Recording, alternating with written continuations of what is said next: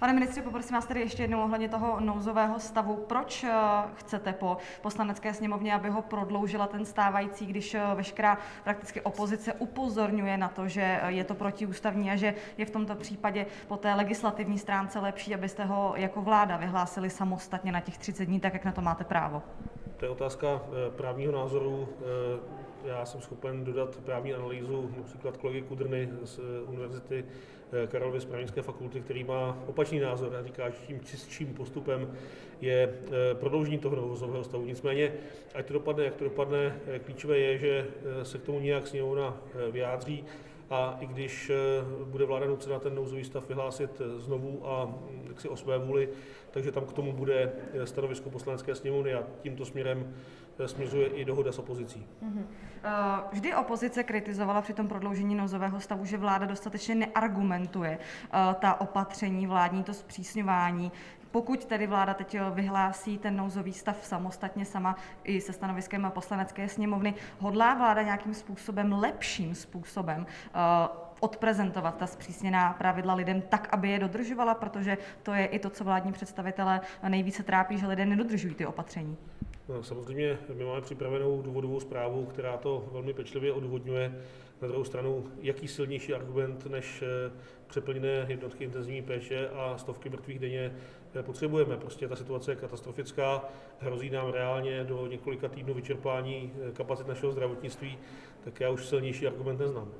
To jsou argumenty, které ale lidé poslouchají už několik měsíců. Chystáte například na tiskové konferenci, například ministr zdravotnictví, zase se o tom nebavili v rámci koalice vládní, že přece jenom těm lidem nějakým jiným, lepším způsobem to zkusíte vysvětlit, tak aby už například nebyli frustrovaní, nebo aby to zkrátka opravdu pochopili, že je potřeba ten nouzový stav prodloužit do března, protože ještě v pondělí jsme se bavili o vracení dětí do škol a nyní chceme zavírat.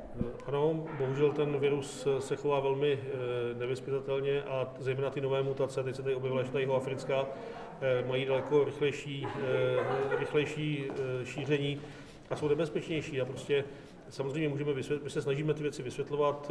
Od pondělka by měla běžet i drobná kampaň outdoorová, takže budeme na lidi apelovat, aby pochopili to, že jediný způsob, jak můžou pomoct našim zdravotníkům, je to, že zůstanou doma a budou dodržovat ta opatření. Zmiňujete omezené kapacity, respektive, že ty kapacity v nemocnicích už jsou opravdu hraniční. Zeptám se tedy ještě jednou, co se týká zvažování polních nemocnic, jak s nimi to vypadá? Nejsou opět ve hře? Samozřejmě, jak jsme ukázali, jsme schopni postavit několik polních nemocnic o kapacitě několika set lůžek. Problém je, že to, co teď dochází, jsou jednotky intenzivní péče a ta letňanská polní nemocnice jich měla jenom 20. Ta byla spíš designovaná na standardní lůžka. A to, co chybí a chybí zoufale, je personál, který je schopen obsluhovat ty složité přístroje na jipkách. Takže spíše je to o další reprofilaci jipek, které jsou teďka necovidové. To jsou jipky pro autohavárie, infarkty a tak dále, ale i tam to v nějakém momentě už možné nebude. Takže opravdu jsme na hraně, jsme opravdu v kritické situaci. Určitě můžeme jednat o překladu našich pacientů do zahraničí, můžeme jednat i o výpomoci personálu ze zahraničí, ale... Komunikujete s někým například právě ohledně výpomoci ze zahraničí? Ministerstvo zdravotnictví je v intenzivním kontaktu s Německem, s Polskem, ale to je furt stejné. Pokud se nezmění ta tendence, ten trend nárůstu, tak ty kapacity v nějakém momentě dojdou. Pane předsedo, teďka před chvilkou na plénu pan ministr zdravotnictví představil ta zpřísnění opatření, od kdy by tak vláda chtěla, aby začala platit, tedy ta zpřísnění, je to navázáno na ten nouzový stav z nedělí nebo? Ono to hodně bude záviset, jak dopadne hlasování ve sněmovně o nouzovém stavu, takže pracovně se dá pracovat s 2 termíny ze soboty na neděli nebo z neděle na pondělí. Ale v tomto úplně nejsme pádem situace, protože bude záviset na hlasování Poslanecké sněmovny. Jakmile sněmovna skončí, tak zasedne vláda a rozhodne, takže dneska bude jasno.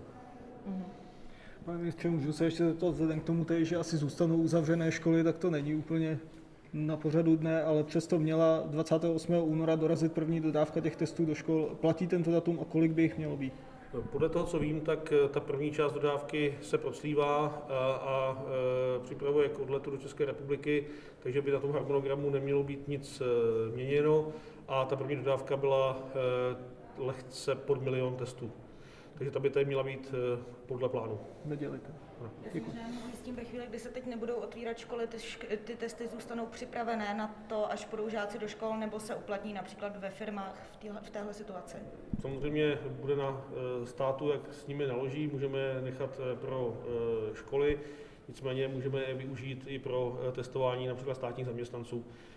Oboje je možné, my jsme, já znovu říkám, i přes tu veškerou kritiku, ty testy získali za kompetitivní cenu, za stejnou cenu jako v Rakousku, takže určitě jsme připraveni je v případě potřeby použít.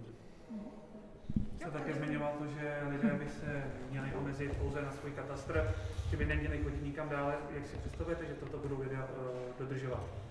Ne, já jsem hovořil o tom, a to je součást toho opatření, že za účely sportování nebo strávení volného času, zjednodušené procházky, že by toto mělo být v rámci katastru dané obce. Rozumím, že pokud někdo pracuje jinde, tak samozřejmě do práce pojede jinam.